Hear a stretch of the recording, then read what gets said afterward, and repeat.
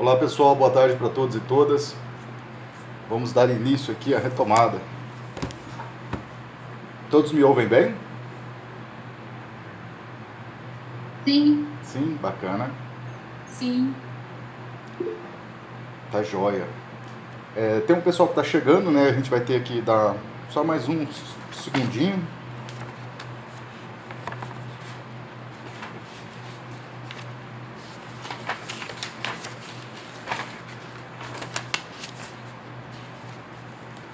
Bom, 3 minutinhos, né? Eu sempre dou essa tolerânciazinha de 3 minutos. Pessoal, então nós vamos retomar aqui os nossos estudos.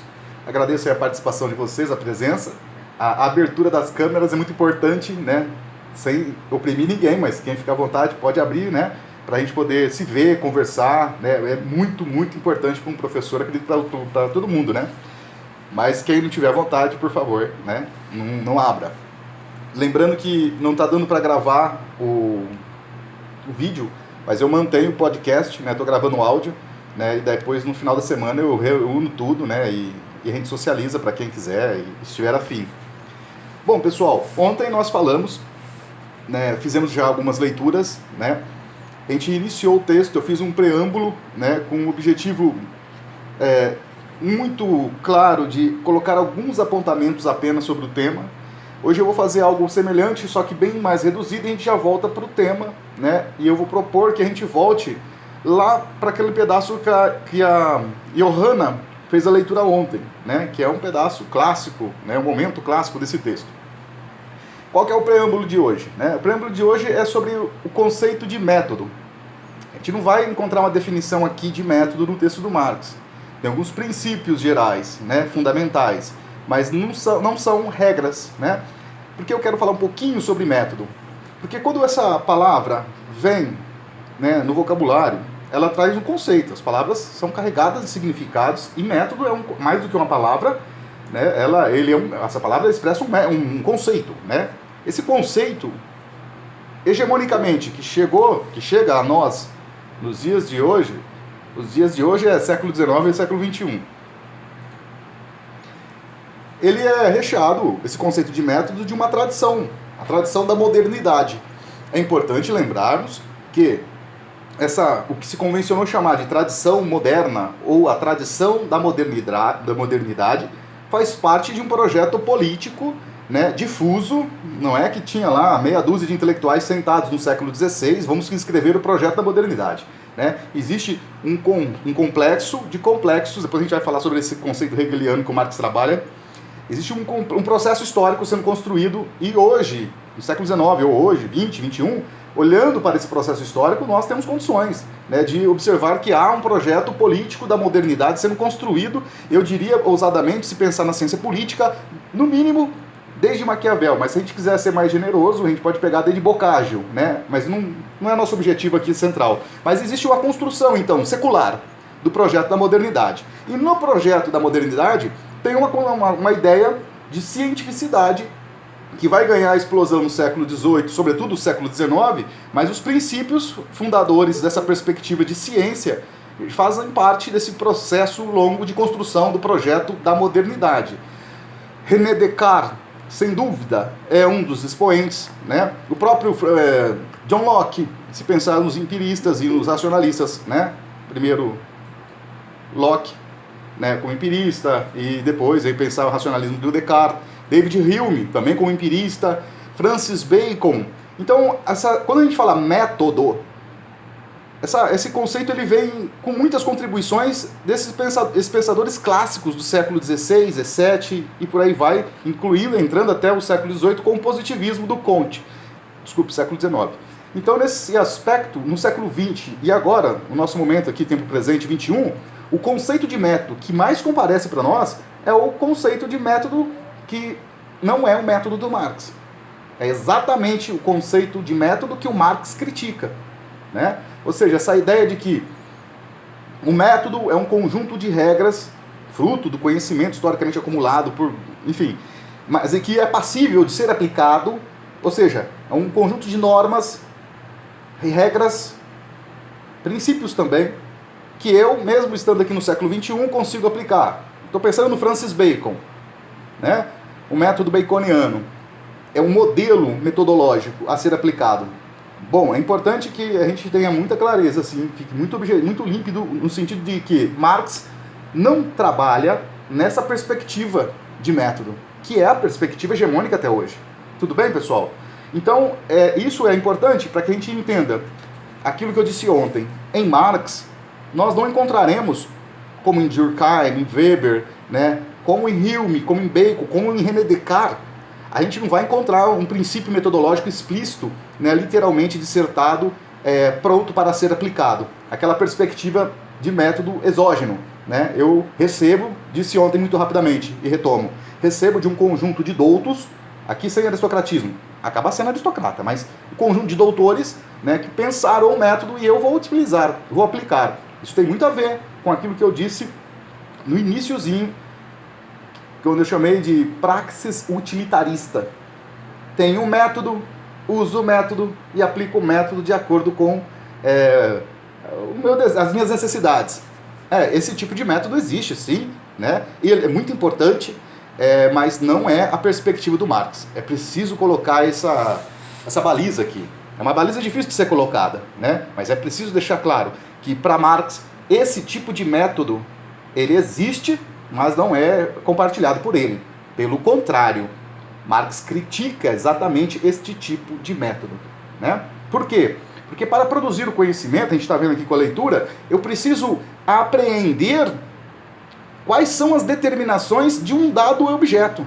Se o meu objeto, eu vou falar de novo educação, mas não só, se o meu objeto é uma legislação, se o meu objeto é uma relação social, a própria escola, por exemplo, se o meu objeto é valor de troca na economia, vou tentar pegar os exemplos que ele dá aqui. Se o meu objeto de análise é o dinheiro, a moeda, eu preciso analisar a particularidade desse objeto, o momento histórico que ele está inserido, e a partir da abstração, lembram? Abstração naquele outro sentido, não no sentido de abstrações vazias, mas abstração como sair de, né? Lançar-se fora de.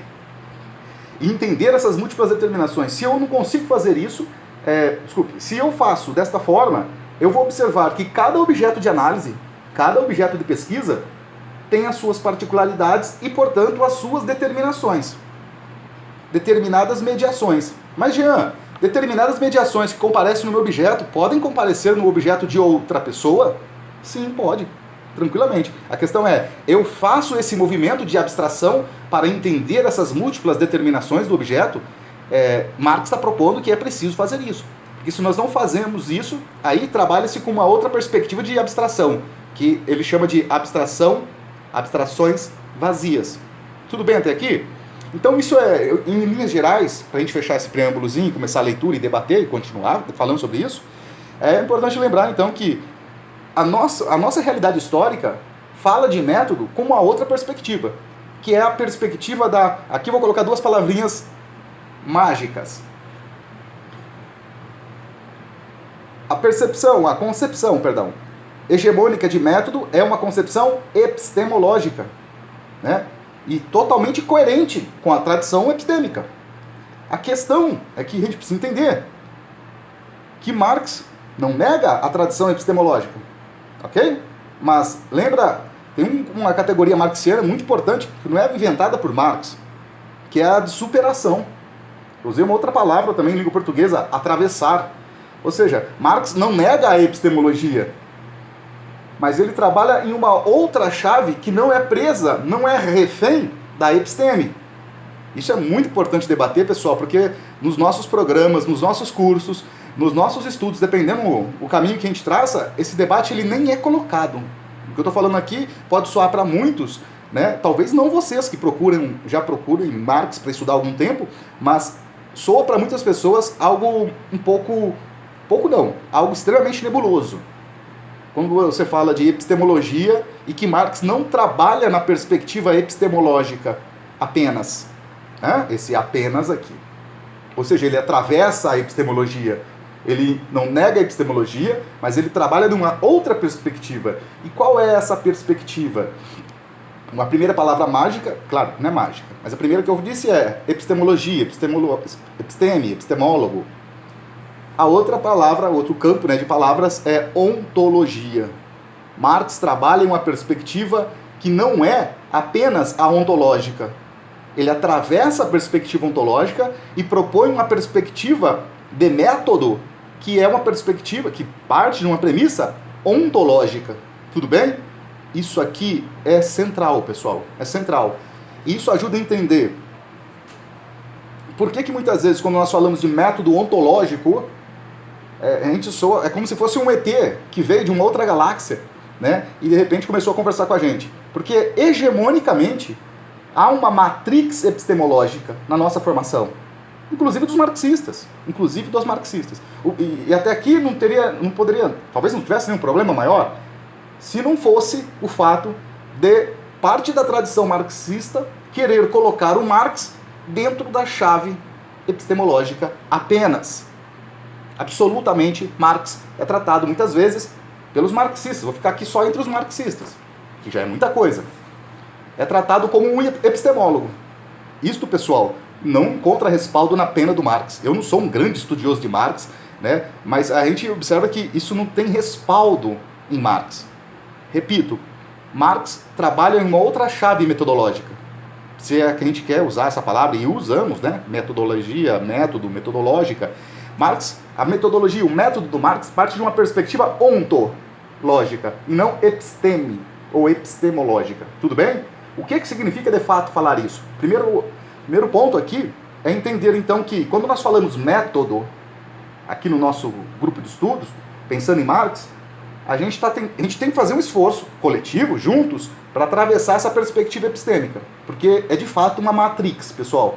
De fato é uma matriz hegemônica colocada na nossa formação. Aqui, muitos são da pós-graduação e da graduação. A maioria aqui, se não todos, são acadêmicos. De uma certa forma, a maioria certamente é. Quando se fala método para apresentar um projeto de pesquisa, você apresenta o teu método no programa de pós-graduação ou no TCC na graduação antes da pesquisa ser feita, correto? Então, isso é válido? Claro que é válido. E é importante? Claro que é importante.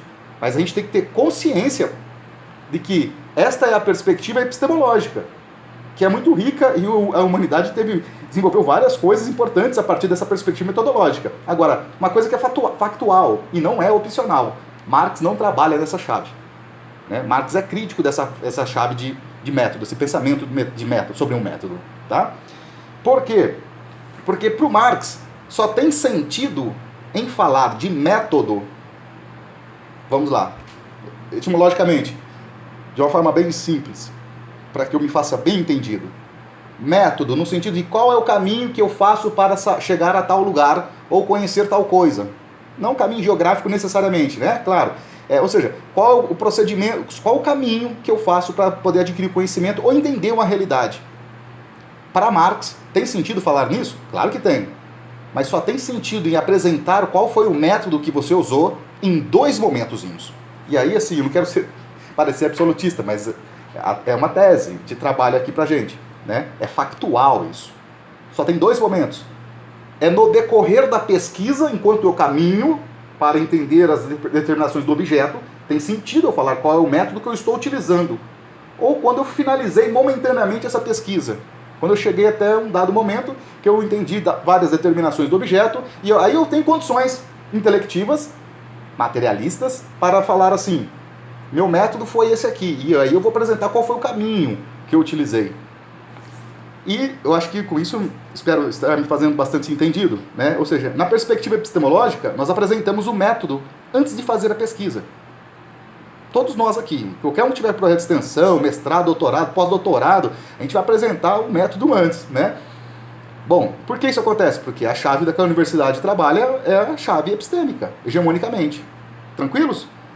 Claro que existe um grupo de intelectuais que trabalham numa perspectiva ontológica e possuem a sensibilidade de entender que essa cobrança do método antes da pesquisa ser feita é algo totalmente sem pé sem cabeça. E aí vem aquela flexibilidade em que nós mudamos o projeto, não é assim que funciona? Mesmo quando a gente não trabalha uma perspectiva declaradamente ontológica, o que acontece? A gente apresenta um projeto de pesquisa e no decorrer do desenvolvimento da pesquisa, aquilo que a gente propôs, né, vai se transformando. Se estranhe muito se não transformar, vai mudando. Né? Então, isso faz parte da realidade da pesquisa. Mas aí entra em crise as pessoas muitas vezes. Por quê? Porque na perspectiva epistemológica, você apresentou o projeto, você tem que executar aquele projeto. Né? E nem todos os orientadores têm a sensibilidade de entender que o objeto está em movimento. Né? E aí você muitas vezes fica em crise, mas olha, esse método que eu falei que ia utilizar, ele já não dá mais para o desenvolvimento da pesquisa. Né? Então, isso gera crise no sujeito que pesquisa. Crises gigantescas. Né? Nem todo orientador tem essa sensibilidade para entender e muitas vezes se perde no burocratismo. Né? Você falou que usar tal método, agora use este método e ponto final. Né? Só que a realidade não é assim, a realidade é dinâmica, ela exige mudanças gigantescas. É nesse aspecto, tem outro mais complexo, mas é nesse aspecto, inicialmente, que eu queria falar, que para Marx não é possível falar do método antes de desenvolver a pesquisa. E a prova mais cabal que eu poderia usar para demonstrar isso para vocês é o próprio texto do qual nós estamos estudando. Ele começa desenvolvendo a introdução geral, como é chamado esse texto, não é verdade? E em um dado momento ele para. E ele para por quê? Ele explica pra gente lá no prefácio do texto de 59, do Para a Crítica da Economia Política. Não é prudente anunciar o fim da coisa sem ter terminado de desenvolver a pesquisa. Só dá para falar isso quando a pesquisa estiver avançada ou, enfim, cheguei até um ponto que eu gostaria de chegar e, portanto, apresento qual foi o caminho feito. Tudo bem? Tranquilos? Então, para Marx... Sim? Eu posso fazer só uma pergunta? Sim, claro, Mônica. Em relação ao método que o professor está falando, essa aversão a modelos e a regras que Marx tem a ver a crítica que ele faz ao socialismo utópico? É possível estabelecer, Mônica, uma relação na medida que, por exemplo, o Marx critica dos socialistas utópicos em geral. Eu vou elencar um que ele se deteu bastante, que é o Proudhon. Né?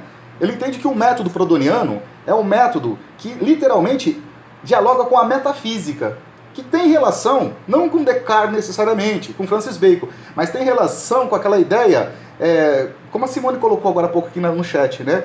Com um suprassensível, a realidade metafísica. É um método que dialoga com a metafísica. E nesse aspecto é exógeno ao sujeito que pesquisa. Né? Ou seja, e é recebido. O Geist, vamos pensar assim, o diálogo do Proudhon é com Hegel. Né? Então me permita citar aqui rapidamente o espírito, o Geist, enquanto consciência que se projeta no mundo porque o mundo é ele e vice-versa. Esse Geist, ele é parte do sujeito que pensa. Tem uma origem externa, mas é parte dele. E nesse sentido, o método fica sendo um método metafísico. Né? E dentro desse método metafísico, ou seja, a compreensão, ela já existe, né? E literalmente um conjunto de ilustrados poderiam, por exemplo, entender a sociedade capitalista nas suas contradições, separando o que é bom e o que é ruim. É o que o Proudhon está propondo, metodologicamente. Daí o Marx pergunta, né, na Miséria da Filosofia, mas da onde Proudhon tira esse método? O Proudhon diz na Filosofia da Miséria que é do Hegel. Marx refuta. Não, Hegel não está dizendo isso. Né? Então, sim, seria uma forma de associar. Né? Então, assim, em linhas gerais, para a gente continuar, o método do Marx, ele nega a epistemologia? Não, não nega a epistemologia. É que o método dele não é um método epistemólogo, tudo bem? É um método ontológico. Em linhas gerais, é muito cruel falar assim em linhas gerais, jogar ontologia e falar linhas gerais, né? Mas, enfim, é ontológico no sentido de que se preocupa em entender o que é o ser, o que é troca, o que é comércio, o que é população. Não se detém às definições pré-estabelecidas. População é um conjunto de pessoas que vivem no território. Quem são essas pessoas? Como vivem essas pessoas? Não é Globo Repórter não, tá? Mas, ou seja, são perguntas ontológicas. Né? Não é basicamente epistêmica, como, por exemplo, claro que eu estou sendo muito sumariador aqui da coisa, né? Como, por exemplo, na perspectiva epistêmica, como eu entendo a população? Que instrumental de pesquisa analisar para entender tal objeto? Né? Não é simplesmente como, é o que é a coisa, ou os fenômenos, etc. e tal. É muito mais profundo. Por favor, não nega a epistemologia, mas não é epistemólogo, é para além da epistemologia. né? Acho que com o debate aqui a gente vai desenvolvendo melhor e com as contribuições. Tudo bem? Isso é muito central, porque isso dá choque nos nossos programas, onde a gente trabalha, onde a gente estuda. Porque, olha só para mais um, não vou resistir, só mais uma empiricização da minha parte. Na perspectiva epistemológica, se pré-estabelece, antes de você entrar no programa, o prazo para pesquisar. O prazo. Mestrado é 2 anos. Se pedir prorrogação, nossa senhora, o programa dá desespero. Doutorado é 4 anos, pode, em tese, pode pedir lá prorrogação, é verdade, mas tem prazo pré-estabelecido. Então, olha que coisa interessante. Marx está propondo um método que nos obriga a questionar isso. Um tempo de pesquisa pré-estabelecido, a apresentação do método da investigação do objeto pré-estabelecido, tá dando para sacar? Em um contexto histórico que muitas vezes você não sabe nem quem vai ser o teu orientador. Então, assim, são limites gigantescos. Marx não está escrevendo sobre isso. Eu que estou aqui tentando trazer para a nossa realidade mais imediata, né? Mas a perspectiva do Marx não é porque ele é contra a academia, não existe nada disso na época dele lá. É que a gente vai ver aqui o contexto, a gente já começou a ver isso ontem, é que a forma, o caminho que se estabelece, ele busca entender as determinações que o objeto possui, não que eu, sujeito, já possuo aqui. Então, por uma questão de factualidade, não é possível dizer qual é o meu método de pesquisa, embora todo mundo aqui vai colocar alguma coisa lá, porque senão não vai nem fazer a seleção, não é verdade? Então, nessa perspectiva, é preciso entender que Marx não está fazendo uma crítica a programas de pesquisa, nada disso. Ele está num debate muito mais profundo, num grau de abstração muito mais elevada. Ele está preocupado em entender como é que se produz o conhecimento, e ao se preocupar com isso, tem como objeto central a sociedade capitalista. E aqui, no nosso momento específico, ele faz uma crítica ao método da economia política, que parte de abstrações vazias, vazias é nesse sentido, tá? Pré-estabelecidas, positivas. Pré-estabelecidas e se abraça e se aplica. Ele quer entender o que é a população, para além do fenômeno, né? Então, nesse sentido, a crítica da epistemologia, e sim da defesa de uma perspectiva ontológica, é no sentido de que, ao buscar entender o objeto, por mais que eu tenha um conjunto de instrumentais historicamente acumulados para fazer pesquisa, o que é o objeto é só estudando o objeto que eu vou ter condições intelectivas de dizer para algum interlocutor o que é o objeto que eu estudo. Fora disso, e como se dá isso, a gente vai ver aqui, é bastante detalhado. Fora isso, eu estou trabalhando numa chave epistêmica. E a gente não precisa tomar remédio antidepressivo se a gente estiver trabalhando na chave epistêmica. Agora a gente precisa saber, né, para escolher os caminhos que a gente vai fazer. Vamos retomar então a leitura? Alguém gostaria de fazer alguma colocação antes de retomar a leitura? Muito bem, alguém sugere, alguém se voluntaria para fazer a leitura? Eu posso fazer então, porque senão eu vi que vocês estão brigando aí para ver quem vai ler e tal. Não, deixa que eu faço aqui então. Vamos lá. Eu vou retomar a partir de um certo momento que a Johanna fez ontem. Página 39, tá lá, no finalzinho dela. O último método é manifestamente um método científico exato. Então, afirmação. Há um método equivocado para entender a realidade e um método exato. A gente precisa entender os dois. É claro que aqui, lendo só esse pedacinho, a gente não vai entender qual que é o método da economia política. Teria que ler muito mais. Mas agora, o que ele anuncia aqui, a gente precisa entender como o que é parte do método da economia política, que é o equivocado, e na leitura dele, qual seria o método exato. Tudo bem? Muitos dizem, mas Marx aqui é um determinista. É isso mesmo, não tem nenhum problema com determinismo, né? Há uma determinação. Lembrando, e reafirmo, pessoal, Marx não trabalha com definições, ele trabalha com determinações, aspectos da coisa, tudo bem? Então, há uma determinação aqui de que há um método equivocado e há um correto que deve ser seguido. Continuo. O concreto é concreto porque é a síntese de múltiplas determinações, isto é, unidade do diverso. Por isso, o concreto aparece no pensamento como processo de síntese, como resultado, não como ponto de partida, ainda que seja o ponto de partida efetivo, e, portanto, o ponto de partida também da intuição e da representação. Paro aqui como paramos aqui ontem lá. Por quê? É clássico, é a parte clássica do texto, né? Ressalva propedêutica da minha parte, pessoal. Entender o método em Marx não é só com esse grupo, muito menos lendo esse pedaço de texto, e menos ainda esse parágrafo. A questão é que parte da tradição marxista se detém exatamente, nem o parágrafo, é esse período frasal que eu acabei de ler. Isso é um problema sério, né? Até porque a frase por si só não consegue explicar toda uma série de mediações do significado do que ela anuncia, né? O que significa o concreto enquanto síntese de múltiplas determinações, unidade do diverso? E aqui a parte que eu queria chamar atenção, isso nós debatemos ontem. O que eu quero chamar atenção é esse segundo momento da frase que eu li.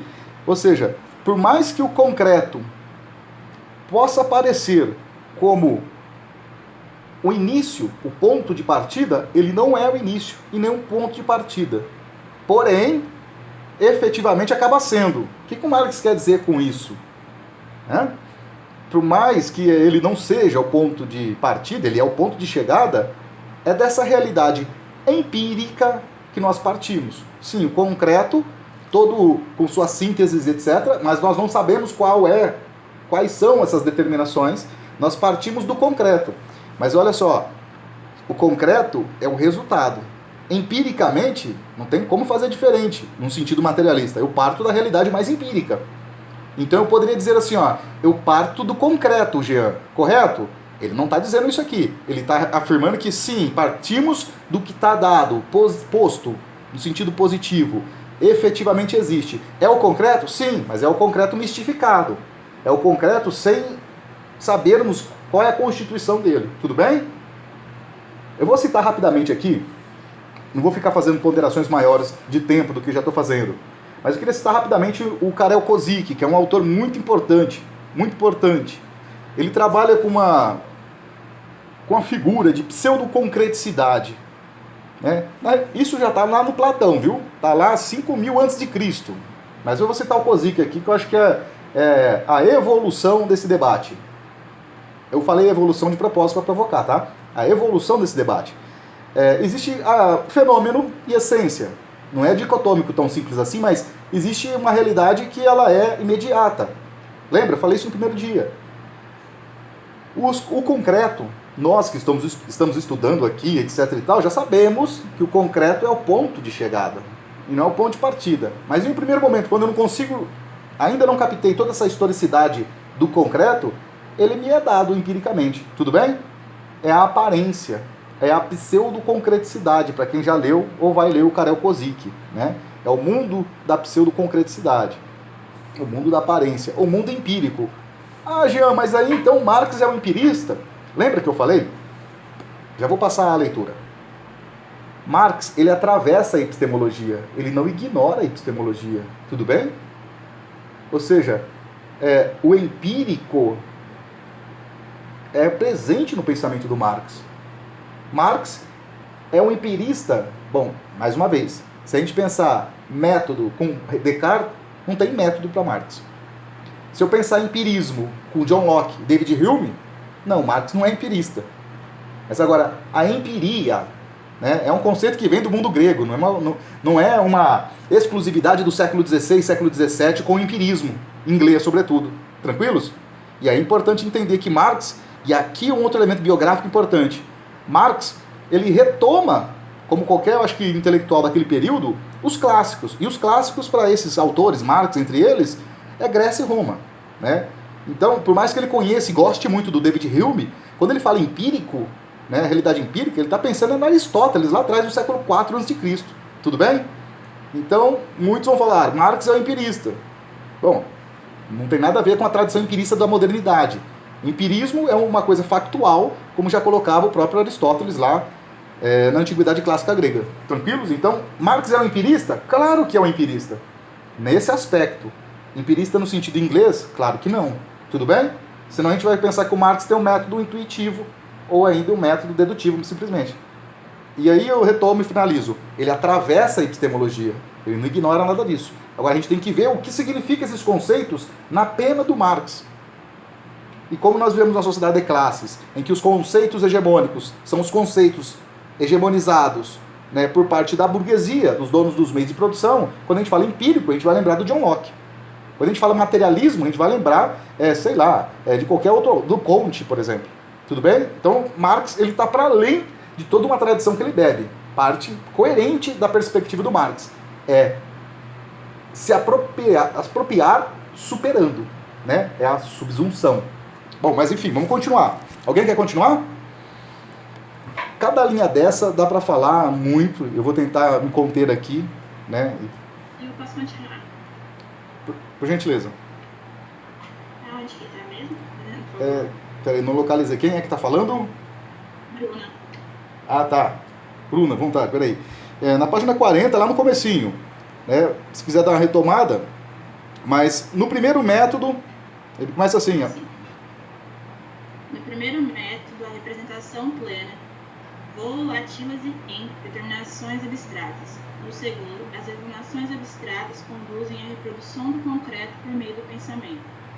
Por isso é que Hegel caiu na ilusão de conceber o real como resultado do pensamento que se sintetiza em si, se aprofunda em si e se move por si mesmo.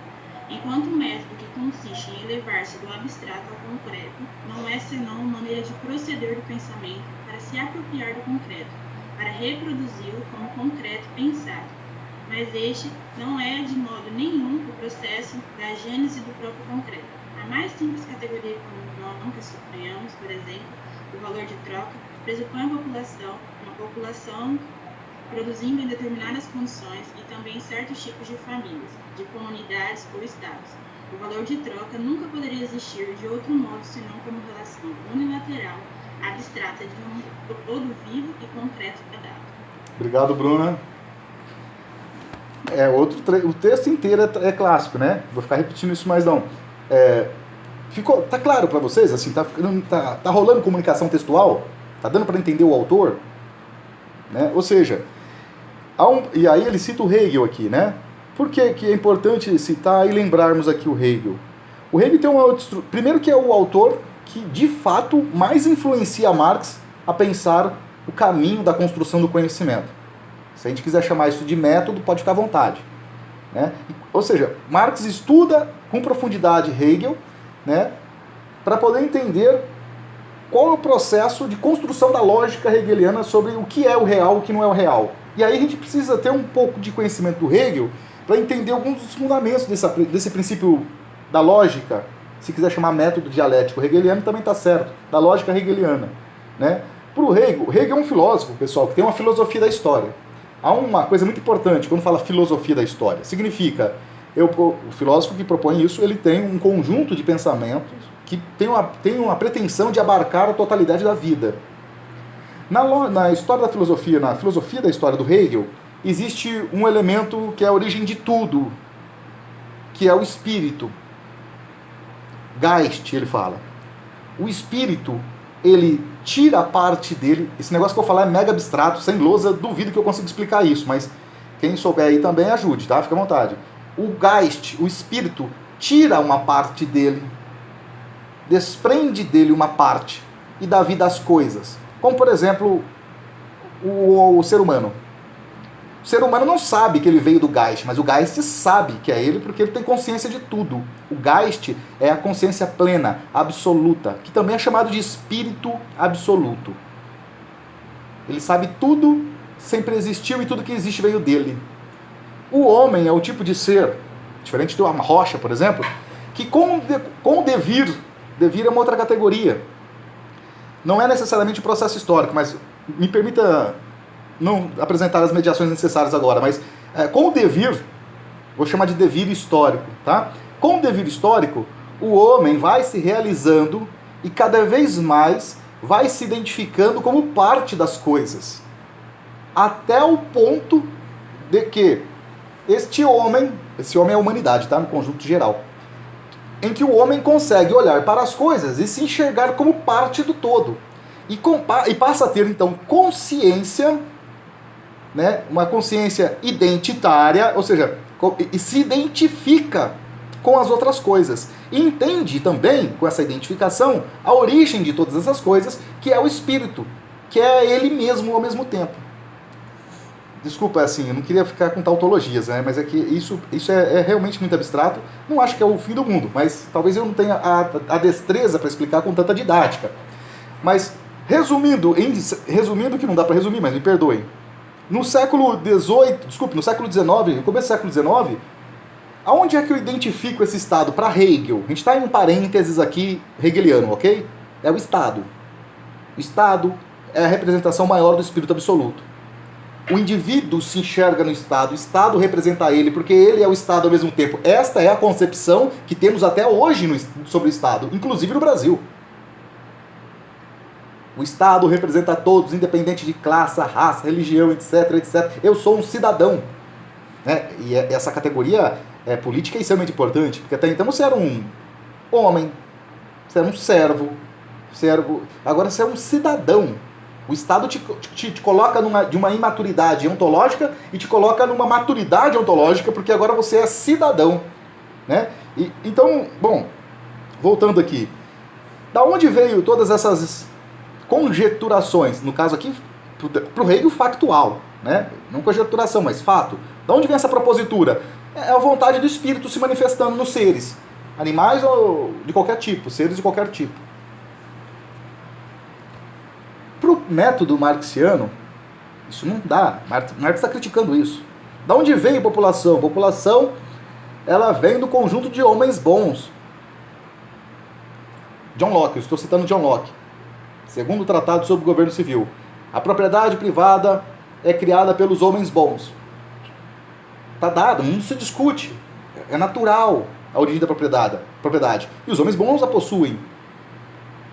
Aí, se eu paro com essa explicação, voltando ao texto, eu estou admitindo que existe algo externo a mim enquanto, digo, coletivo, ser social, humanidade, que pré-estabelece, que determina, fora da minha consciência, claro, o que vai ter a minha consciência sobre o que é, por exemplo, o Estado, o que é a sociedade, etc, etc. Eu não queria chegar a esse patamar, mas de simplificação, mas eu sinto a necessidade de. Hegel não fala Deus, ok? Muitos especialistas em Hegel vão associar isso com Deus. Hegel fala Estado, não fala Deus, não fala nenhum tipo de Deus, né? Mas imagina-se como se fosse onipresente, onipotente, onisciente o Geist. E ele coloca na nossa cabeça o que nós não sabemos ainda e que um dia saberemos. O Estado é a expressão máxima da evolução desse espírito, e o Estado nos educa, o Estado nos dá segurança, o Estado nos ensina a falar o idioma X, ou, dependendo do Estado, até a religião Y. Tá dando para sacar? Ou seja, isso tudo vem de fora. Voltando ao texto. Para a perspectiva marxiana, isso são abstrações vazias, dentro do campo da metafísica. E que vigoraram durante... Desculpe, vigoraram não. O tempo verbal tem que ser no presente. E que vigoram até os dias de hoje. Então, a perspectiva de entender a realidade do Marx, ela está propondo, suspende, não ignore, não delete, suspenda essa perspectiva metafísica, nesse exclusivo sentido, e vamos entender para dentro do objeto quais são as determinações. E é por isso que o parágrafo posterior vem explicando para nós algo que muitas pessoas, eu disse na aula passada, eu fui uma delas, demora anos para poder entender. Ele vem explicando o que são as categorias. Né? O que é uma categoria? Porque nesse método do Marx, esse método ontológico, sem aspas, é preciso entender o que são as categorias, porque essas categorias, entendê-las, é entender as determinações do objeto. Tudo bem? Categorias são coisas, características do objeto. São as determinações de um dado objeto. E isso, olha só, muito importante isso, é eu que vou descobrir. Não sou eu que vou criar, elas já existem no objeto. Eu, enquanto sujeito com capacidade cognitiva, vou procurar, investigar e descobrir as características do objeto. Linguagem sofisticada, entender as categorias constitutivas do objeto. Ao fazer isso, ou seja, eu faço isso a partir da realidade mais imediata. Tudo bem? E aí eu acho que aqui espero estar sendo claro. Aquele conjunto de regras e métodos pré-estabelecidos que eu devo seguir na pesquisa, para Marx, não dá. Né? Você pode até usar alguma coisa, a partir do momento que você consegue captar quais são as categorias imanentes do objeto. Está muito abstrato isso? Eu julgo ser muito abstrato isso. Né? Eu não vou dar mais exemplos aqui, senão monopoliza a fala. A gente continua o texto e aí a gente eu dou exemplos mais empíricos, que não são inferiores, mas são simples e mega importantes para entender os mais complexos, né? Em relação às múltiplas determinações, complexas, simples, o que é essa categoria, como é que ela se manifesta empiricamente. Vamos continuar, que daí a gente pode continuar o debate também com exemplos didáticos. Alguém quer continuar? Posso continuar, professor? Gabriela, à vontade, obrigado. Como categoria, ao contrário, o valor de troca leva consigo um modo de ser antediluviano. Para a consciência filosófica é determinada de tal modo que, para ela, o pensamento que concebe é o homem efetivo, e o mundo concebido é como tal o único efetivo. Para a consciência, pois o movimento das categorias aparece como um ato de produção efetiva, que recebe, infelizmente, apenas um impulso do exterior, cujo resultado é o mundo. E isso é certo. Aqui temos de novo uma tautologia. Na medida em que a totalidade concreta como totalidade de pensamentos, como um concreto de pensamentos, é de fato um produto do pensar, do conceber. Não é de modo nenhum o produto do conceito que tem se separado e acima da intuição e da representação, e se engendra a si mesmo, mas da elaboração da intuição e da representação em você. Uma estilingada, eu diria, né? Lá na cidade do interior de onde eu venho. O que significa isso aqui? Quem se habilita aí a ajudar? A gente já está falando, né, sobre essa questão. Lembra quando eu citei aqui o Hegel, né? Rapidamente, né? Citei não, fiz uma mera alusão ao Hegel. Quando a gente concebe o mundo como a vontade de algo externo, o espírito, né? Vamos chamar assim, o espírito. E tudo que existe é a expressão do espírito. Esse é o método que ele chama de metafísico, né? Ou seja, essa perspectiva, ela não ajuda a compreender o que é a coisa, mas certamente pode até ajudar a compreender o que alguém quer que pensemos sobre a coisa, né? Então, assim, é muito importante entendermos que esse conjunto de categorias que possui determinado fenômeno ou objeto, eles são passíveis de serem entendidos por nós.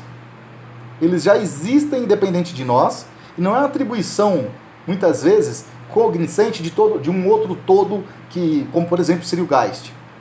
Ou seja, o indivíduo, né, o ser social, o indivíduo que compõe a sociedade, o indivíduo humanizado, o ser humano, né, portanto um ser social, mas na sua individualidade ele pode captar o que vem, o que determina a coisa, quais são as determinações, quais são as categorias daquele objeto elencado para estudo. E na perspectiva aqui, metodológica, com aspas, do Marx, não é algo externo que determina o que são as categorias de um fenômeno. A religião acho que é um fenômeno interessante, né? Vou pegar uma religião bastante antiga, né?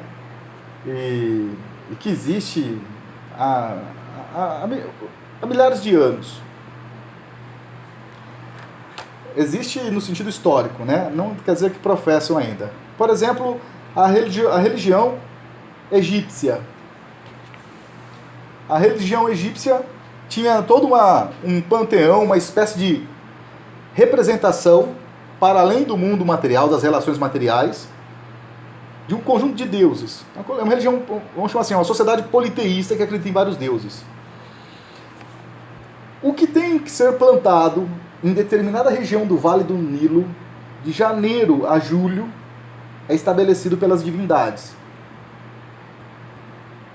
O que deve navegar pelo rio Nilo deve ser de acordo com as divindades. Inclusive, se a gente pensar da primeira até a 27ª dinastia egípcia, o faraó é o representante de Amon-Ra na terra. Né? É o filho do deus Mor. Né? Eram vários deuses, tinha o deusão Mor, que é o Ra, Amon-Ra. O faraó é representante de Deus na terra. Está dando para entender? Ou seja, o que acontece na política do mundo egípcio é a determinação dos deuses, que vem de fora, é exógeno. O que vai plantar é de acordo com o desejo. A gente sabe aqui que não tem nada exógeno, etc e tal, mas as pessoas se organizaram durante milhares de anos nessa concepção. Hoje, agora, assim, eu pego no leve para não assustar todo mundo, né? Porque a gente não se conhece muito ainda. Quando a gente pensa hoje, as religiões e as religiosidades, né? Muitas vezes você sai de casa e fala assim, ó, Deus, me ajude que dê tudo certo. Empiricamente, você nunca viu Deus, não tem uma selfie com Deus, não tem um vídeo, uma live de Deus, mas você acredita, né? Ou seja, é algo que vem de fora. Não estou aqui questionando a religiosidade de vocês, ok? Factual, é algo exógeno. É algo exógeno, e que conduz a nossa vida. Agora, Marx aqui, nesse momento, ele não está criticando a religião. Ele está falando no sentido mais geral, que envolve todas as formas de consciência. A religiosidade é uma forma de consciência importante.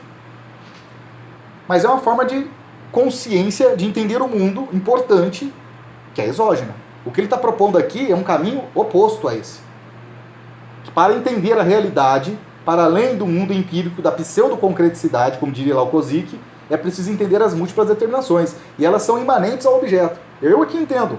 Eu sou o sujeito cognoscente, mas é a partir da realidade do objeto, que é imanente a ele e não é externa a ele. Nesse sentido, mais uma vez, qualquer conjunto de regras que se pré-estabelece para entender uma realidade sem acessar essa realidade, né, na perspectiva do Marx, está dentro de um campo extremamente longe do materialismo e muito próximo, totalmente mergulhado, inserido numa perspectiva metafísica. Tudo bem? Continuamos?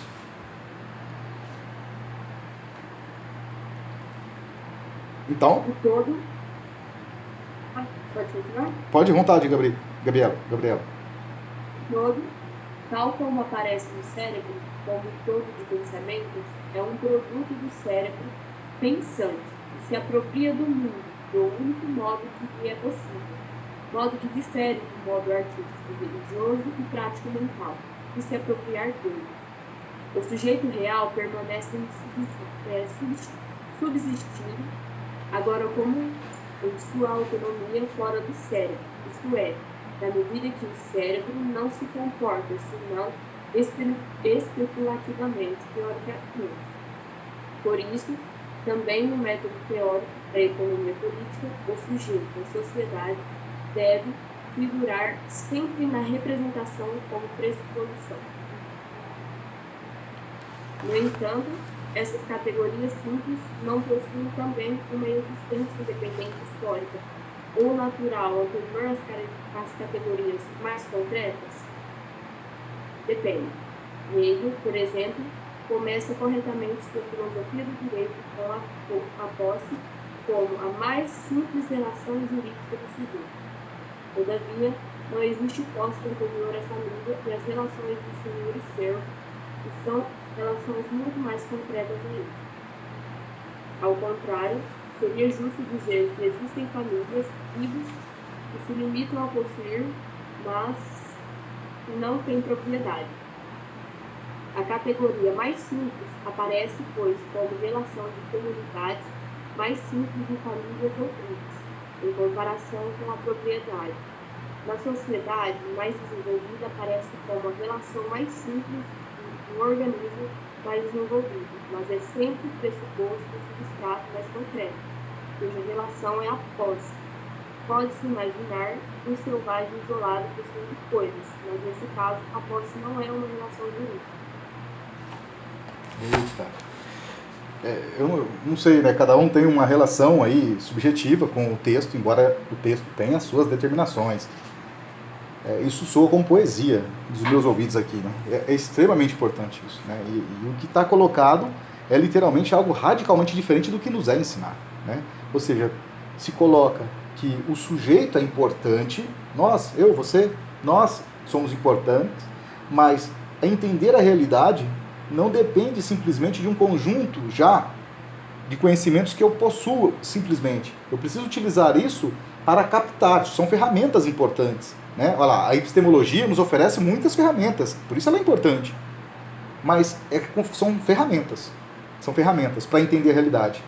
Agora, vejam só, eu posso ter uma série de ferramentas, eu posso ter um conjunto de chaves, alicates, ferramentas de oficina, né? Maravilhosas, mas se eu não compreender como funciona o motor, a combustão, eu posso ter os instrumentais mais maravilhosos do mundo. Não vou conseguir arrumar o motor, né? Desculpa o exemplo muito mecanicista, mas eu preciso.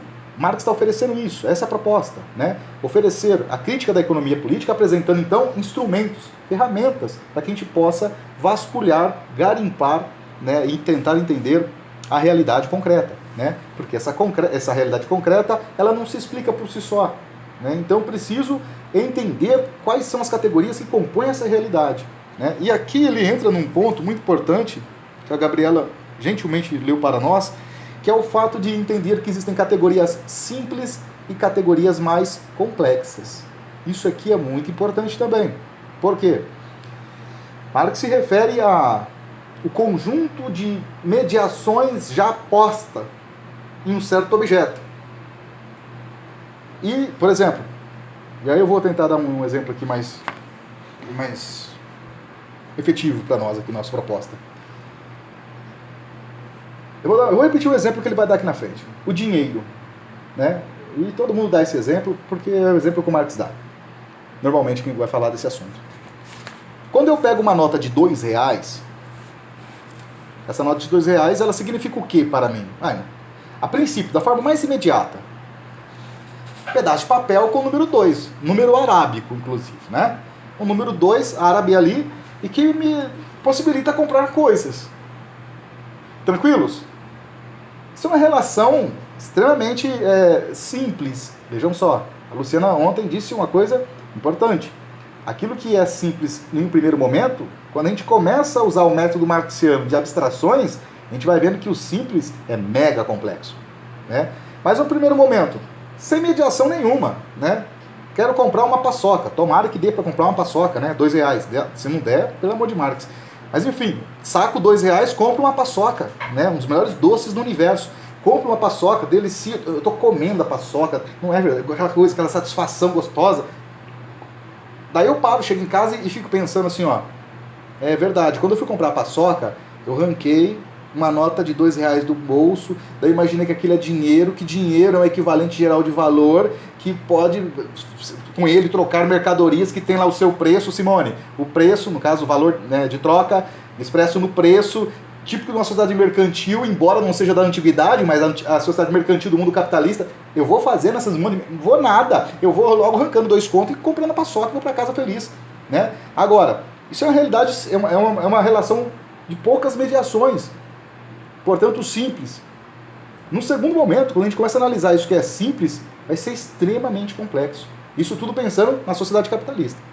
Agora, quando a gente retoma, e é o que ele faz aqui no exemplo, né, quando ele fala da posse e propriedade, ele retoma os momentos da história que ele julga ser importante, né? Ele não faz um tratado de historiografia, mas ele julga importante alguns momentos para poder trazer exemplos históricos aqui para o debate teórico, mega abstrato, importante, né? Abstração e debate abstrato não é coisa para meia dúzia de pessoas, é que a gente tem que treinar isso, educar, se apropriar, treinar é ruim, se apropriar.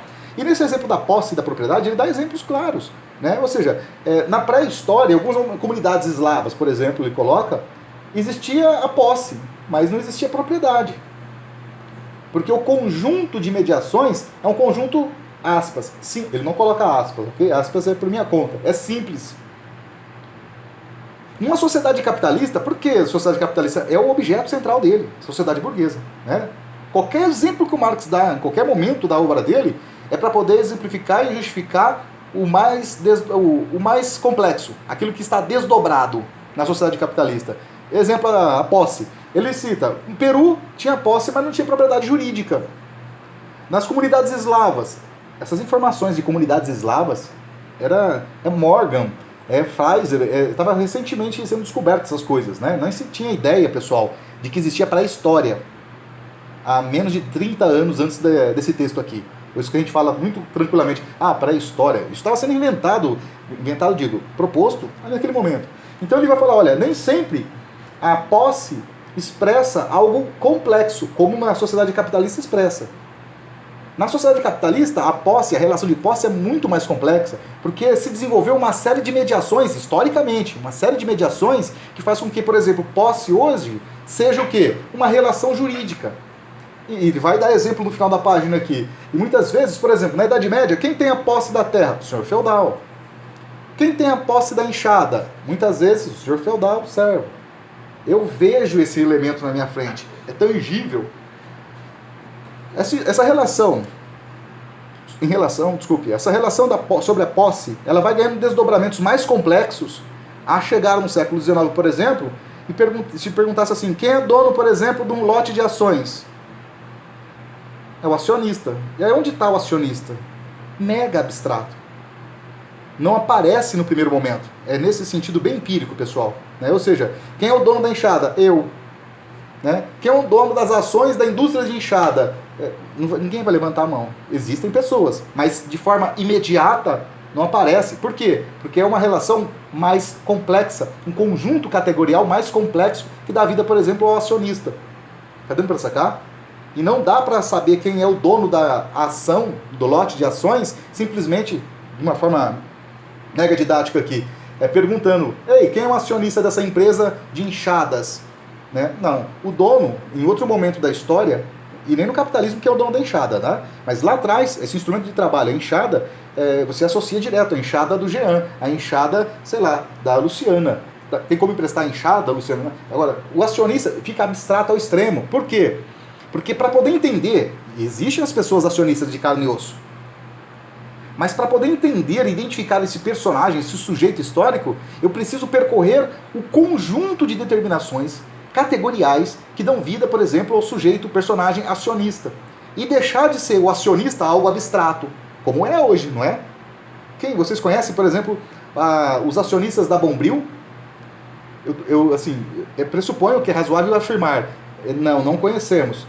Salvo as exceções, de repente você é o grande acionista. Mas olha lá, é razoável afirmar, normalmente nós não sabemos quem são essas pessoas. Nós sabemos quem são as pessoas que usam Bombril, etc, etc e tal. Então, nesse sentido, para poder entender quem são essas pessoas, e é preciso entender quem são elas, é preciso entender as múltiplas determinações que dão vida, por exemplo, a uma sociedade de mercado. E de mercado, sobretudo, fictício. Pensar o mercado financeiro.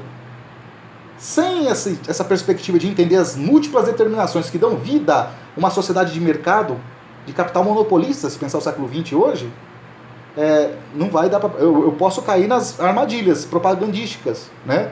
Ou seja, sei lá, a Fundação Roberto Marinho existe para fazer você feliz. E quem é a Fundação Roberto Marinho?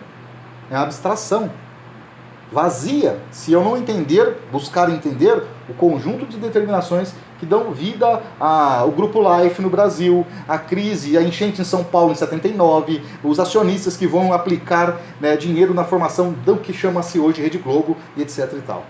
Podemos ainda assim, nesse mundo muito abstrato, quando nós não buscamos, por N motivos, entender as mediações que dão vida à Fundação Roberto Marinho, eu poderia afirmar também, de forma abstrata, caótica, portanto, que a Fundação Roberto Marinho é a fundação da família do Roberto Marinho, jornalista. E para poder ficar mais fetichizado ainda, a Fundação Roberto Marinho é tocada pela família do Dr. Roberto Marinho. Isso explica o quê? Nada. Isso não explica nada, né? Tranquilos? Eu não sei se eu estou alongando aqui, né? Mas eu acho que essas mediações são extremamente importantes. Eu preciso que vocês façam perguntas, intervenções, porque vira aula. O que é esse sim? Sim. Oi, eu posso fazer uma pergunta? Sempre pode, não precisa perguntar não. Está um pouquinho antes do que ela leu, que quando o texto fala do valor de troca, lá no primeiro parágrafo da página 40. Uhum. Né? Ali o texto fala que o valor de troca ele existe como uma relação unilateral, né? E aí eu queria que o professor explicasse um pouco o que é essa relação unilateral. Né? No caso, não sei se eu estou correta no meu pensamento, mas eu entendi assim, que o desenvolvimento do comércio, né, ele volta-se para o valor de troca da mercadoria. Né? E nesse sentido, de certa forma, desvaloriza um pouco, né? Desconsidera um pouco o valor de uso, que é a utilidade do produto. E aí eu queria que o professor explicasse nesse sentido, porque o valor de troca, na minha visão, é o mais importante, né, para o capitalismo, porque é dele que provém, no caso, o lucro, né, a acumulação. E aí, nesse sentido que o texto fala, né, o que seria essa relação de troca? Né? Seria porque o interesse do capital ele se concentra nesse valor de troca? E aí, por isso que ele usa essa expressão relação unilateral, ou não seria isso? Não sei se eu me fiz entender. Eu acho que sim. Aqui, Mônica, eu vou sugerir o capítulo 1 dessa crítica da economia política, porque ali ele vai desdobrar isso explicando melhor. Unilateral fica estranho aqui, né? O editor colocou até em itálico. Como assim unilateral? É unilateral que, por exemplo, é no sentido de que se a gente analisar, você vai ver que não é bem unilateral a palavra, né? Ou seja, é quando a troca, o valor de troca só existe porque existe troca antes. A troca só existe porque existem necessidades diversas, né? Então há algo que dá unidade, é unilateral, que está nesse sentido, de unidade da conexão da troca em si. Por exemplo, é a troca simples, Mônica. Procura ali que você vai ver no comecinho. Vou tentar ser rápido. Eu sou caçador. Troca simples é assim mesmo, pessoal. E ele é muito didático nesse aspecto. Eu sou caçador, então eu tenho carne. No caso, eu tenho carne para vender. Fulano B, ele tem lá, ele é pescador, então ele tem peixe para vender, um outro tipo de carne. Tem outro que é agricultor, ele tem, por exemplo, trigo para vender. Então, a troca só acontece quando eu preciso de uma outra mercadoria que o outro possui, da qual eu não produzo. Né? Esse unilateral, ou seja, o valor de troca só acontece se tiver algo que dê unidade. Né? E quando a gente começa a analisar isso, você vai ver que não é unilateral, né? É multilateral. Mas, ou seja, a troca simples só acontece porque existe um único sentido, né, que é o interesse de produtos que não são, por exemplo, produzidos por indivíduos e que precisam se realizar com esses produtos que outros fazem. Unidade, né? Talvez a palavra ficaria, acho, mais clara aqui não unilateralidade, lateralidade, né? Porque o valor de troca de forma unilateral nunca existiu, né? Ele é unitário, né? Então é nesse sentido. Ajudou, Mônica? Ele vai explicar isso que eu estou falando bem lá nos 3, 4 primeiros parágrafos do capítulo 1, sobre a mercadoria, quando ele começa a falar o que é o valor de troca. E por que ele sempre vai dar ênfase sobre o valor de troca? E como acontece o valor de troca? Porque é a forma mais fenomênica, é a forma mais corriqueira do nosso dia a dia. E quando ele fala assim, só para se me permite, porque acho que ajuda a Mônica a entender o que você está perguntando. No começo do próximo parágrafo, né, ele está lá, como categoria, ao contrário, o valor de troca, né, leva consigo um modo de ser antediluviano. Todo mundo entende quando ele usa essa expressão, antediluviano, né? Ou seja, sem a necessidade, sem as trocas, não existe valor de troca, né? O valor de troca que determina as relações, né? É que assim, existe uma necessidade, essa necessidade, ela está sempre em constante reformulações, novas necessidades são criadas. A partir dessa necessidade se estabelece uma troca. Isso acontece de tempos imemoriais. Por exemplo, a princípio a troca simples, né? Ou seja, eu tenho a necessidade eu conheço carne, por exemplo, mas eu não sou um caçador, não detenho uma produção que abasteça a minha comunidade de carne. Mas eu tenho outras coisas, por exemplo, lã, né? Algodão ou lã, no caso a lã primeiro. A troca se dá por conta da necessidade. Mas aí, veja só, eu estou aqui colocando uma pré-definição, isso é complicado. Dependendo da comunidade, ele vai dizer, vai existir troca, mas não tem necessariamente um valor mercantil, como nós conhecemos no capitalismo. Aí tem um nome muito popular no Brasil que é o escambo, né? Mas, ou seja, isso vai dando vida a novas necessidades, que é o desenvolvimento do equivalente geral de valor, que a gente chama aqui de dinheiro. No começo poderia ser pedrinhas. Em algum momento na cultura inca, sei lá, era caroço de cacau, né? Ou seja, mas a produção está acontecendo, a troca está acontecendo, Mônica, porque o elemento central existe produção. Em um dado momento da história, não é imanente, não é natural, mas em dado momento da história social, se criou a necessidade de trocar. Trocar no sentido do quê? Através de experiências culturais, experiências mercantis, de guerra, perdão, não mercantil, mas experiência bélica, né? Você subjuga um determinado grupo e começa a ter acesso a elementos da constituição daquela sociedade. Então são muitos elementos, são múltiplas determinações. E aí poderia dizer o seguinte, como é que foi o desenvolvimento da moeda no Peru? Então a gente vai estudar o Peru e ver quais foram as mediações, quais são as determinações da história peruana que dá vida, por exemplo, ao cacau, o caroço, né, do cacau como moeda. Ou ainda, vamos pensar na Lídia, no mundo grego antigo, como a moeda surgiu no Mediterrâneo, né, sei lá, século V a.C. Então eu vou ter que ver quais são aquelas determinações para falar como é que a troca começou a surgir naquela sociedade, naquela comunidade. O método da economia política é complicado, porque ele pega um pressuposto, Mônica e todos nós, né, do desenvolvimento da troca e aplica para o mundo todo. Bonito, parece bonito, né? Ó, universalizou. Quando a gente universaliza uma explicação de um fenômeno, por exemplo, tão central como troca, valor de troca, o que ele critica aqui, né? Só estou reproduzindo, pessoal, o que está escrito aqui no texto, né? É a sociedade burguesa, o intelectual burguês, o economista político burguês, dando a explicação do que é a troca, do que é o comércio burguês para toda a história da humanidade, né? Ele leva de forma anacrônica, claro, então, uma explicação do que é a troca para todas as sociedades e todas as comunidades. A relação de posse para o burguês, para o economista político burguês, ele fala para o método da economia política, vai ser sempre colocada em todos os momentos da história como uma relação jurídica. Não. Quando a gente começa a analisar as particularidades, a gente vai ver que o valor de troca, a relação jurídica que estabelece a posse é historicamente constituída. Existiram sociedades, civilizações, ele diz, né, que não desenvolveram a posse, mas não desenvolveram, por exemplo, a relação jurídica de propriedade privada, de posse de uma certa coisa. Isso é coisa do mundo capitalista, né, da sociedade burguesa, que coloca a sua consciência em todos os momentos da história, como se o mundo fosse, né, se a troca, se a posse, se o dinheiro fosse igual e tivesse o mesmo sentido em todos os momentos da história. O método aqui está propondo, eu preciso entender a particularidade histórica. Isso cabe, a posse associada com a relação jurídica dela, cabe muito bem ao mundo mercantil, muito bem ao mundo capitalista. O valor de troca associado a preço, a moeda, cabe muito bem no mundo mercantil e, sobretudo, no burguês capitalista. Mas não cabe, por exemplo, para a comunidade eslava, no caso da moeda e da posse.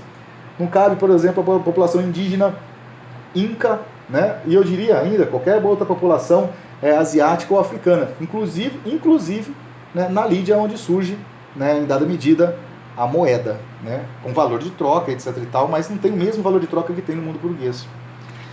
Quando eu fico falando muito assim, eu sei que cansa, né? Mas tentando esclarecer, né? Aqui o texto ele continua, o nosso teto atingiu, o texto continua agora dando exemplos históricos. Eu estou me adiantando um pouco aqui na medida em que o Marx vai trazer agora a maior parte desses exemplos que eu estou tentando citar aqui para vocês. Ou seja, como que é, e o exemplo central aqui é o dinheiro, né? Como é que o dinheiro é utilizado? Então observa, vou finalizar. O dinheiro é utilizado há muito tempo na história da humanidade. Mas nem sempre o dinheiro tem o mesmo significado que tem no mundo capitalista.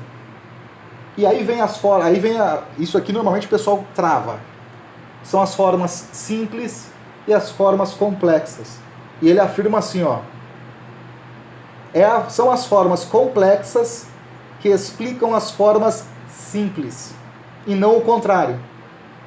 Isso aqui, se a gente não entender isso aqui, a gente pode até perdoável não entender o que é o Geist para o Hegel hoje aqui, mas a gente precisa ter um ponto de tranquilidade cognitiva em relação a isso aqui, né? Ou seja, o que é essa categoria simples e categoria complexa?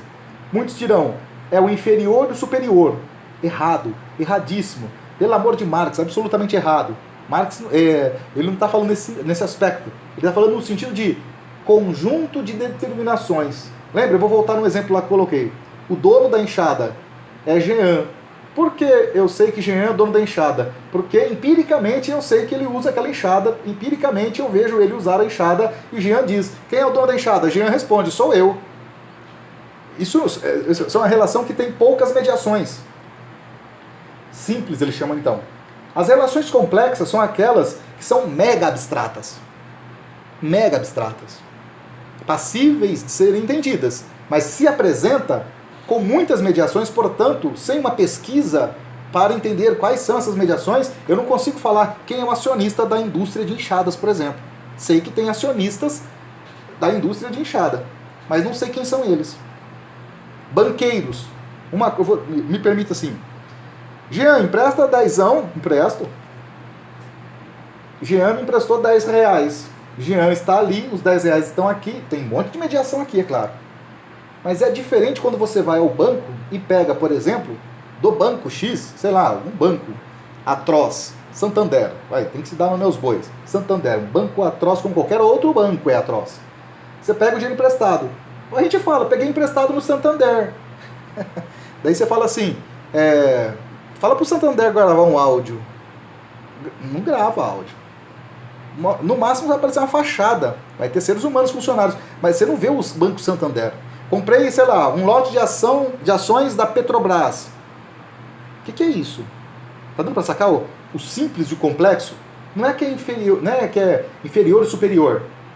No desenvolvimento dos termos, se a gente pensar superior e inferior como o mais rico em determinações, isso existe, mas não é o que o Marx está escrevendo. Ele está falando mais complexo, tudo bem? Mais complexo no sentido de que existem mais determinações. E ao passo que eu não capto essas determinações, me é radicalmente abstrato. Mônica? Professor, só uma questão. Quando a gente fala de superior e inferior, nós temos que tomar até um cuidado em relação a isso, porque senão a gente pode até ter uma visão preconceituosa. Né? Quando a gente, por exemplo, fala de sociedade superior ou sociedade inferior. Então a gente tem que tomar esse cuidado quando for falar nessa questão, realmente tratar esse termo que o professor falou, que é simples e complexo, acho que é o mais correto mesmo. Exato, mano. Obrigado. Agora, uma coisa que vai deixar todo mundo triste. É importante respeitar a centralidade do texto. Aqui o Marx está falando simples e complexo. Mas agora, para o Marx, pessoal, e aí, Mônica, muito importante você ter ressaltado isso. Para o Marx, existem populações inferiores e superiores. A gente não é obrigado a concordar com o autor, ok? É que a gente não pode também romantizar o autor. Para o Marx, tem sim sociedade superior e sociedade inferior. E eu vou ser um pouco mais cruel, em nome do realismo. E não do misticismo, do romantismo, do pensamento que quer canonizar os autores. O Marx pensa literalmente em uma cultura superior e uma cultura inferior. Coisa que nós, aqui, não admitiríamos. A gente sabe que não é sensato isso. É importante dizer isso, porque eu não faço parte daqueles caras que estudam Marx e colocam Marx como uma espécie de Deus. Marx é um homem que tem limites também, né? Agora, é preciso fazer uma ressalva. Não dá para comparar Marx com os evolucionistas, correto? É um erro também, não ler nada de antropologia na vida. Agora, é importante dizer que é exatamente os antropólogos evolucionistas que o Engels e o Marx estão lendo no século XIX. E que é o suprassumo desse tipo de conhecimento existente até então. É fácil nós fazermos a crítica ao evolucionismo, por exemplo, do Morgan, a partir do que ele produziu nos Estados Unidos, o início da etnologia, o início do que se chamou de antropologia, a partir da Inglaterra, do College Trinity College, perdão. É muito fácil fazer essa crítica aos evolucionistas a partir do momento que esses evolucionistas deram vida, por exemplo, a um Franz Boas, a um Levi-Strauss, que são alunos desses primeiros antropólogos, etnólogos. Né? Então, assim, tem que entender sem anacronismo também, ou seja, naquele momento do século XIX, era a bola da vez, né? Falar de cultura superior e inferior. Isso vai ser superado. Isso vai ser superado, né, literalmente, a partir da entrada do século XX, né, com os próprios alunos desses primeiros antropólogos. Marx não estudou antropologia e nem viu os avanços, por exemplo, do Franz Boas, ou as contribuições de um Levi-Strauss, né? Ele vê e tem acesso ao que há de mais, vou chamar assim, sofisticado no período dele.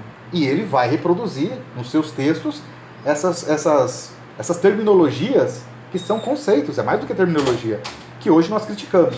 É preciso admitir isso, né? Então, é muito importante isso que a Mônica falou. Eu aluguei um pouco, Mônica, mas o que você falou é muito importante. Porque os marxistas românticos querem falar Marx nunca deu uma bola fora. Eu tenho convicção, né, que o Marx não é do feitio do Marx esse tipo de concepção sobre ele, né? Então tem limites mesmo, né? Agora, muitas vezes a crítica vem em momento errado, né? Por exemplo, aqui agora nesse texto, ele não está falando isso do que eu estou dizendo, ele está falando das categorias, das múltiplas determinações. Tem relações que têm uma série de determinações gigantescas e são complexas por isso. E outras têm um conjunto de determinações, são múltiplas também, mas são mais imediatas, são mais simples de entender. Tranquilos? Né? Mas o pessoal usa essa parte do texto, essa é uma parte clássica que os burgueses ou intelectuais conservadores utilizam-se para chamar o Marx de evolucionista. Ele é, de uma certa forma, mas em outros textos, não nesse aqui, né? E quando eu digo ele é, por favor, ele é com muitas aspas, né? Muitas aspas. Tranquilos até aqui? Mediações simples é porque existe um conjunto categorial menor. O exemplo que ele dá aqui, dinheiro. Dinheiro existe desde a antiguidade, mas nem sempre dinheiro tem o sentido que tem, por exemplo, na sociedade burguesa. Tranquilos? Dinheiro é equivalente geral de valor.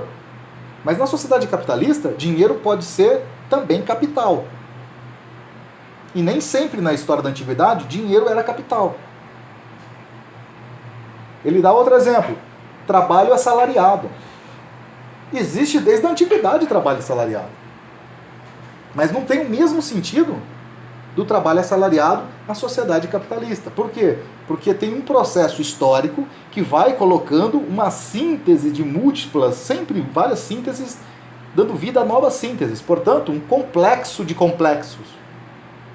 Até chegar nos dias de hoje. E uma coisa que é complexa, mega complexa, não porque é difícil, mas porque demanda um tempo para entender todas as suas mediações, para entendê-la minimamente, a gente chama isso de complexo, né? Mediação complexa. Mediação simples, aquilo que eu explico rapidamente. Menino, não coloque o dedo na tomada. O guri e a guria já sabe que não pode botar o dedo na tomada ali, e se porventura botar o dedo na tomada, vai aprender com pouquíssimas mediações, né, por que aquela sentença tem que ser respeitada, por exemplo. Não coloca, ou porque se fala, não coloca o dedo na tomada, ele te responde rapidinho, sem ler nenhum livro. Né, porque dá choque, porque faz dodói, sei lá o quê, né, porque morre. Agora, menino, explique para mim por que não pode colocar o dedo na tomada a partir da produção das hidroelétricas. Explicou. Que exige um conjunto categorial muito mais complexo.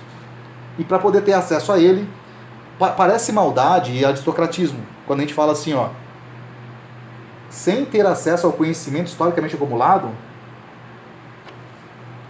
e isso é variável, por favor, é claro, não dá para trabalhar na perspectiva do Marx. Não dá. Eu falei de outra forma no começo, né? Eu falei assim, ó, eu não gosto de história. Se eu não gosto de história, aí complicou tudo, viu? Até para os epistemólogos complicou. Para Marx, então, você acabou de dar um tiro no seu peito. Quando você fala, eu não quero trabalhar, vou trabalhar com materialismo histórico dialético, olha o nome. Mas eu não gosto muito de história. Bom, é lógico, você não vai trabalhar com materialismo histórico dialético. Vai até falar que está trabalhando, etc. Mas jamais vai estar trabalhando com essa perspectiva. Bom, enfim, o nosso teto passou já 20 minutos. Isso mostra que 1 hora é muito pouco, né? Mas lembrando, senhoras e senhores, e senhoritas e colegas de trabalho aqui. Eu me senti o Silvio Santos agora, colegas de trabalho é foda, hein? É para fazer apontamentos, pessoal. Para suscitar dúvidas, instigar.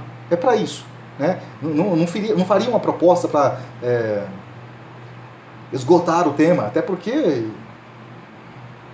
nem Marx esgotaria o tema, quem dirá eu e quem dirá um trabalho de 1 hora pela internet, em condições de crise pandêmica, etc. Né? A gente não pode esquecer isso, né? Não tem como esquecer, eu acho. Né? A gente está numa situação de crise desgraçada. A gente não está estudando isso aqui simplesmente para ganhar currículo, prestar concurso, etc. e tal, para a gente poder entender. Se você quiser prestar concurso, etc. e tal, também serve, né? Mas, enfim, para além da epistemologia, essa proposta de ensino. Então é só uns apontamentos mesmo. Né? Eu sempre vou ficar falando um monte.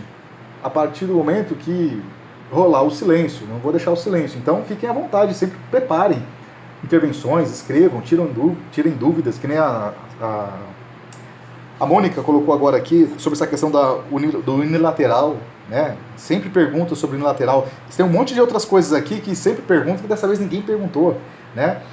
Esse simples e o complexo, a questão do evolucionismo. Marx era um evolucionista.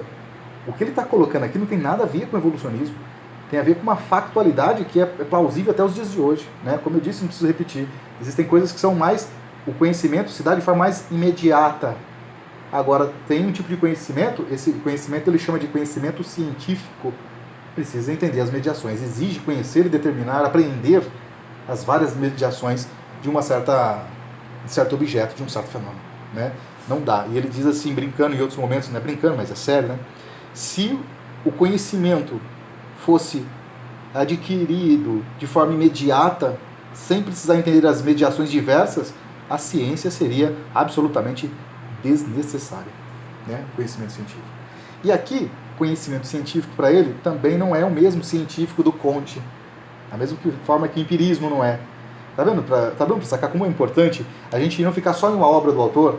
É preciso entender uma trajetória do autor, porque senão a gente, quando ele fala assim, ó, o empírico, o concreto também é empírico. Ah, ponto. Se o meu conhecimento for raso, medíocre, falar, então Marx é empirista tal como John Locke.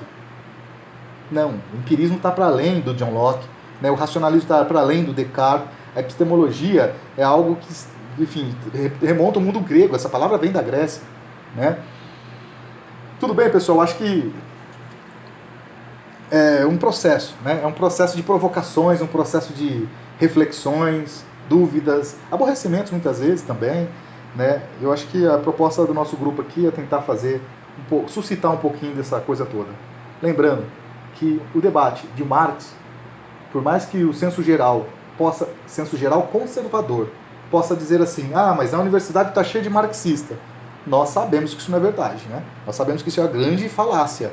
Não sustenta por 1/1000 de segundos esse papo de que a universidade está cheia de marxistas. Isso não tem cabimento. Mas é uma falácia. E as falácias querem se passar por verdadeiras, né? E muitas vezes acaba, para o senso geral conservador, passando como realidade, né? Então, ter um espaço como esse, conseguir congregar nessa crise toda que a gente está, para poder discutir Marx, eu diria que isso aqui já é um aspas, sucesso, fecha aspas, né? É muito importante, porque ajuda a gente a pensarmos juntos, né? Embora eu fique falando direto aqui, acho que até quinta-feira vocês ficarão mais à vontade, enfim, façam suas colocações, etc e tal, sugestões, por que isso aqui, por que não aquilo lá, né? Então é isso. Tranquilos? Alguém quer fazer uma colocação, observação final? Bom, eu fico feliz, eu vou vendo pessoas, às vezes a gente esquece os nomes. Daí eu tô vendo que tem várias pessoas aqui que eu já fui professor há muito tempo, né? Eu olho a cara e falo, eu já dei aula para essa fulana aqui, né? Isso é muito importante. Retomar assim, esses contatos e conhecer novas pessoas, né? Então eu fico feliz. Amanhã nós retomamos pontualmente às 2h. Continuem do jeitinho maravilhoso que vocês estão fazendo, abrindo a câmera, né? Eu não estou filmando, mesmo quando eu filmo, eu tenho cuidado, né? A sensibilidade de colocar só a minha face no áudio publicado. Aqui, no caso, eu estou gravando o podcast, então é só áudio. Mas eu fico muito feliz que vocês estão abrindo a câmera, porque consigo ver as expressões. Elas falam para Dedéu, vocês sabem disso, né? Então é isso. Beleza? Um beijo e um queijo para vocês. Amanhã a gente se vê mais uma vez. Tchau, tchau. Abraço, bom descanso, bom final de tarde.